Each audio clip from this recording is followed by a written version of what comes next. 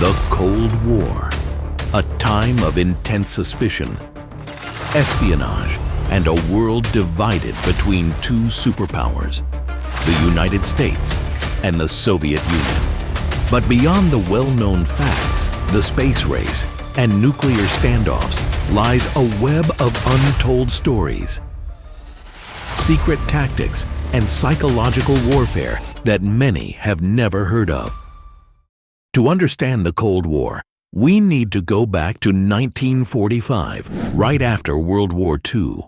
While the Allied forces had defeated the Nazis, another power struggle emerged. The world was split between capitalism, led by the U.S., and communism, championed by the Soviet Union.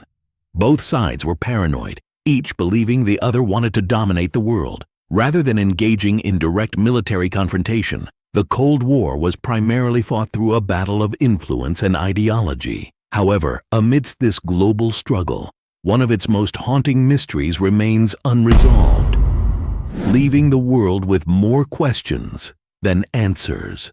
Today, let's delve into the story of Raoul Wallenberg, a figure whose fate continues to intrigue and perplex. A Swedish diplomat who disappeared without a trace in the midst of one of history's tensest periods. Raoul Wallenberg was a Swedish hero, celebrated for saving thousands of Jews during World War II. In 1944, as a diplomat in Hungary, he issued Swedish protective passports to Jewish families, rescuing them from Nazi deportation to concentration camps. By the time the Soviets arrived in Budapest in 1945, he was a legend. But then, something strange happened. On January 17, 1945, Wallenberg was called in by Soviet authorities. He was supposed to meet a Soviet officer about safety measures for the people he'd saved. Wallenberg got in a car with Soviet soldiers and was never seen in public again. So, what exactly happened to Raoul Wallenberg? Officially, the Soviet Union claimed they didn't know his fate, but a few years later, they suddenly announced that he had died in 1947 in prison, allegedly from a heart attack while being held at Moscow's notorious Lubyanka prison. Case closed, or so they wanted the world to believe. However, this explanation didn't sit well with many, particularly Wallenberg's family. Why, they asked, would a neutral Swedish diplomat be imprisoned in the first place? And why not simply release him? These questions led many to suspect that there was more to Wallenberg's story than the Soviets were willing to admit. Over the years, disturbing rumors began to surface. Some former Soviet prisoners claimed to have seen Wallenberg alive well after 1947, suggesting he was still being held in Soviet custody. One of the most compelling accounts came from Georgy Karpov, a former Soviet inmate who, in a 1957 interview with Swedish newspaper Aftonbladet, stated that he had seen Wallenberg in a prison camp near Sverdlovsk, now Yekaterinburg, in 1953. Karpov claimed Wallenberg was still alive and being held in isolation, despite the Soviet government's official claim of his death. Karpov's testimony, along with other reports from former prisoners, including Josef Szabo, who claimed to have spoken to Wallenberg in a Soviet labor camp in the early 1950s, raised suspicions that Wallenberg might have been deliberately kept hidden by Soviet authorities.